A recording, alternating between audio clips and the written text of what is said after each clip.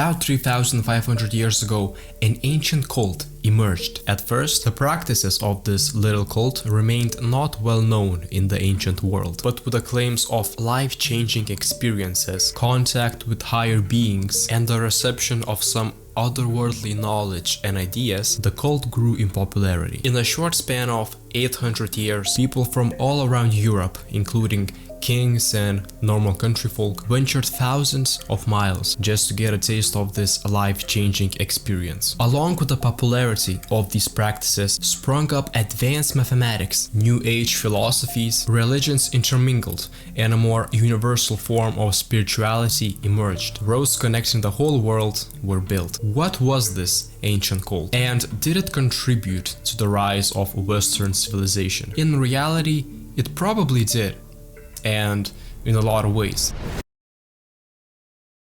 The name of this cult was the cult of Eleusis. Just like its name entails, it was based in the city of Eleusis, which was not too far away from Athens. Its practices, although being among the best kept secrets of the ancient Greek era, started about 3,500 years ago and was largely limited to the surrounding peoples. But around 800 years later, the city became a part of Athens and gained popularity from Athenians and the surrounding Greek cities. Interestingly enough, almost exactly at the same time, the first Western philosophers started to emerge with some pretty out there ideas, at least for that time. Thales of Miletus, I hope I pronounced this name correctly, and yes, it is a name, searched for the material underlying all of existence. Anaximander introduced the concept of boundlessness or infinite, as well as explored principles from which all things originate. I'm really sorry to the Greeks if I butchered these names completely. Pythagoras advanced math into the form we know today, as well as explored numerology with it, which is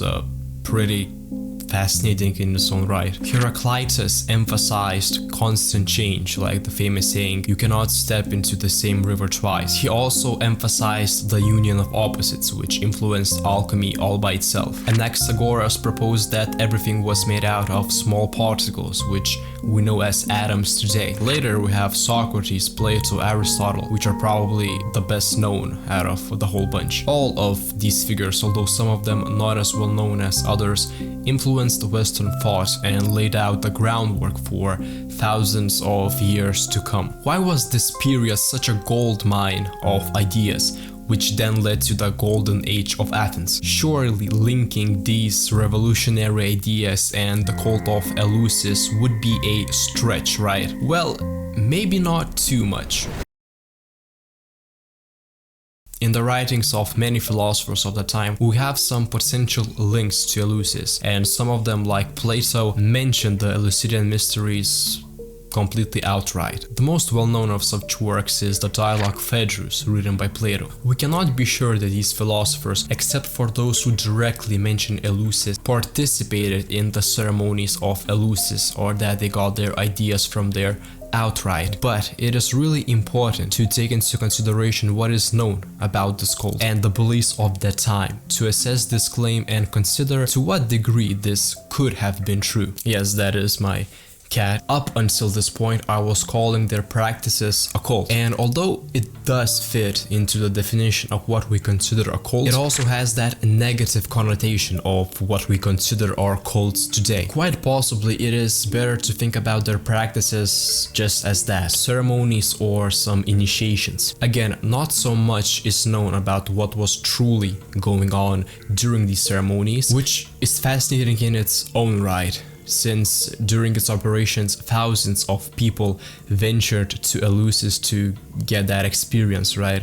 So it's really hard to control what people say or do not say thousands of miles from there, right? There was not any direct control, which probably speaks to the magnitude of the experience and influence of what was being said, heard, and done. What is known about these ceremonies is that they are based on the myth of Demeter and Persephone. Persephone gets kidnapped by the god of the underworld Hades and is trapped in the underworld, only then to re-emerge back to to her mother Demeter. During half of the year when Persephone is away from her mother, the latter is drenched in sorrow, and Demeter, being the god of agriculture and nature, along with her sorrow, life dies out as well, just like during winter. Upon the return of Persephone, spring and life come forth again, just like Demeter's joy and happiness. In a larger sense, this myth symbolizes the death and rebirth of nature and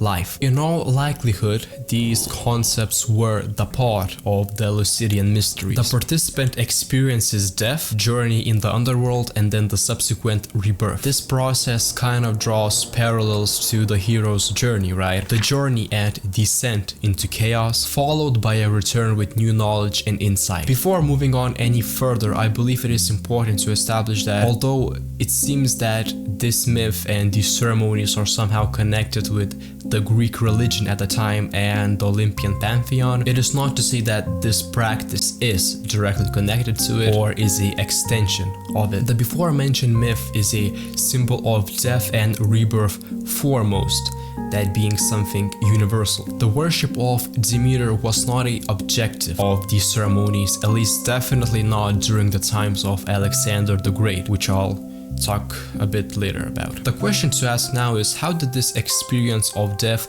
and journey into the underworld even occur? Was this due to some reading of sacred text, maybe songs and verses, or more likely drugs? And yeah, probably drugs. Traces of psychedelic chemicals were found in the flasks which were used during the ceremonies. It is known that participants drank a ceremonial drink known as the kykeon. Likely the drink contained, I hope I won't mess this up, Claviceps purpurea, which is a fungus that grows on grain, which is a pretty cool connection, right? Demeter is a god of agriculture, and here we have a fungus which grows on grain. Probably this was the substance that caused the mentioned death, journey in the underworld, and then subsequent re-emergement when the effects of this fungi faded. Psilocybin is another contender for what might have been used during the ceremonies, though that is just purely speculation. What is not speculation though is that the participants experienced some dramatic journeys, glimpses of universal knowledge, and the feeling that they were a part of something bigger. Possibly a phenomena of ego death, during which the individual experiences complete fading away of personal consciousness, was a part of this ceremony induced by the psychedelic substance. The phenomena of some otherworldly creatures relaying knowledge or wisdom to a person is quite commonly described today. In all likelihood, the ceremony of descent, journey in the underworld, and the subsequent ascent back with some new knowledge and insight would definitely fit the characteristics of a psychedelic trip. Not to mention that a figure associated with these ceremonies is called Triptolimus, which I don't know what means in Greek, but it sure does sound convincing. It is not a stretch then to assume that the experiences during these ceremonies are responsible for, if not directly relaying some new ideas or knowledge, then at least making the participants more open to search and consider new ideas outside of the box of the current religion or sciences. Even modern research shows that psychedelic journeys are associated with a change in the personality of the individual, specifically in the sphere of openness to ideas, or that more broadly meaning creativity. Also, it is important to mention the openness to the idea that we do not come up with our own ideas. At least this was probably a pretty widespread belief at the time. Usually the writers of the time would not directly attribute their work to themselves completely, at least. They thought of their work more like some divine form of inspiration. It was a common practice at a time for poets or other artists to, before starting their work, first channel muses for the purpose of creativity. It is only recently that we started to attribute all of our thoughts, ideas, and works to our own ego. But that is not the topic of today. The bottom line is that the openness to accept knowledge and ideas during these ceremonies was definitely there. That's for sure. One potential link between Plato's ideas and the Eleusinian mysteries is really interesting to me. It is entirely, I think, my speculation, at least I didn't find any sources of this online, so just take it with a grain of salt. But Plato was the first thinker in Western philosophy to consider the phenomenon of reincarnation. I specified that Western, right? In the East, it was an entirely other caliber of ideas over there. In Phaedrus, again the same dialogue, Plato describes that after death the souls follow celestial beings in heaven. By the way, I'm really simplifying the ideas over here. If you want a detailed description, I made a whole video about Phaedrus. I just link it somewhere here, so just watch it, I guess. So yeah, as I was saying, souls follow celestial beings in heaven, and during this trip, souls following these deities try to follow them and rise to a higher heaven, or the realm of forms, as described by Plato, where higher knowledge is located. After that, the soul is reborn, and depending on the amount of truth the soul has witnessed, she is reincarnated into people or animals of various sorts and abilities and virtues. I cannot help but to think that this process could have been influenced by the ceremonies of Eleusis, the death, the journey, and the rebirth with new knowledge. There are far more similarities, though I think it deserves its own video, so I'll just keep it at that.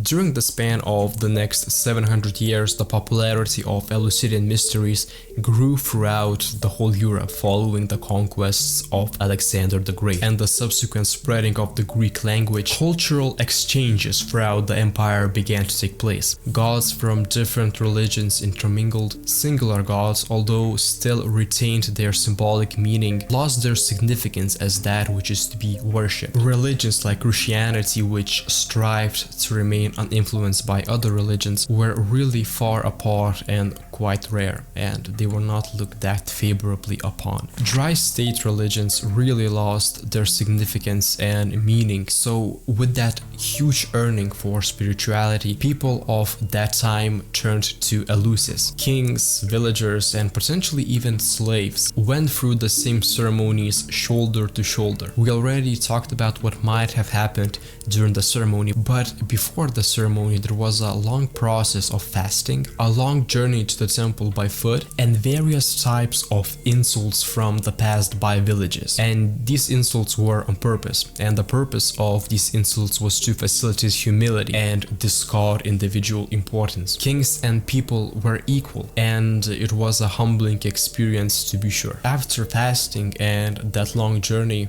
of what has probably been about 30 kilometers on foot, the true ceremony began, and Kaikion was probably then administered. It is really hard to speculate how much these ancient ceremonies truly influenced the development of Western society as we know it today. It is not far-fetched, however, that at the core of this ancient practice there was a journey that strongly influenced everyone who took part in it. There was no favoritism to a specific religion or to a specific ethnicity or group of people. Anyone who was able to speak Greek, which was basically everyone during that time, and who led a mortal life up until that point, was allowed admittance into the Eleusinian mysteries. Really, this type of ceremonies could be looked at as an initiation of becoming a member of the cosmopolitan, an initiation that makes everyone equal, discards the differences in religion or in status, facilitates a universal outlook on spiritualism, and shows the mutual connections of the people living in the cosmopolitan empire. The person was no longer a member of a single family or polis, but a citizen of the world. It is not a stretch then to say that such practices influenced the philosophies of the time and led to the advancement of various fields. Now, when Christians came into power, these ceremonies were banned as they thought they represented pagan traditions. Ironically enough, the fall of the Western Roman Empire happened soon after that, and following these events, Western society stopped seeing large advancements in philosophy and science, with some exceptions, for more or less 1000 years. As a final note, please don't take anything I said here as truth, because it's just speculation and it's fun to speculate. So join me in the comments below, tell me your ideas, your thoughts. I will definitely read all of them, I'll respond to some of them. Yeah, so I'll link some resources about Eleusis mysteries in the description below, some interesting YouTube videos and yeah, stuff like that. Just check them out if you're interested. Overall, do your own research, but yeah, it's just fun. It's fun to speculate. We'll probably never know what truly happened, but it's all in good fun, you know? So yeah, like, subscribe, and I hope I'll see you guys next time, which will probably be in a couple of weeks. Yeah, so peace and goodbye. Yeah.